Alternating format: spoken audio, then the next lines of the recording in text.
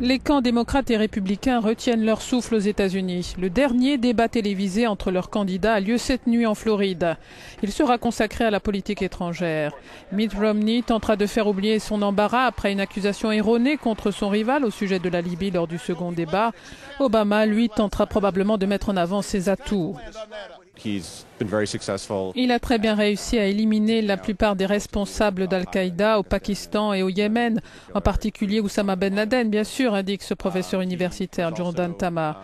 Il a aussi réduit l'empreinte militaire américaine au Moyen-Orient. 6 thèmes devraient être abordés lors du débat, le terrorisme, mais aussi Israël et l'Iran, et notamment l'émergence de la Chine. Le candidat républicain devrait, comme l'ancien président George W. Bush, adopter une position plus belliciste. La vision de Bush consistait à créer tant de puissance que le dirigeant d'un autre pays aurait été fou d'essayer de l'égaler, souligne cet autre spécialiste James Mann. L'administration Obama a poursuivi une version beaucoup plus modeste de puissance américaine. Alors que les deux candidats sont au coude à coude dans les sondages, le Los Angeles Times a apporté son soutien ce lundi à Obama.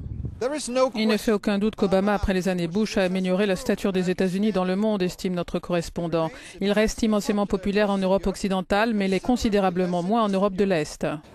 Et au Moyen-Orient, il est juste considéré comme un autre président américain qui n'est pas parvenu à résoudre le conflit israélo-palestinien.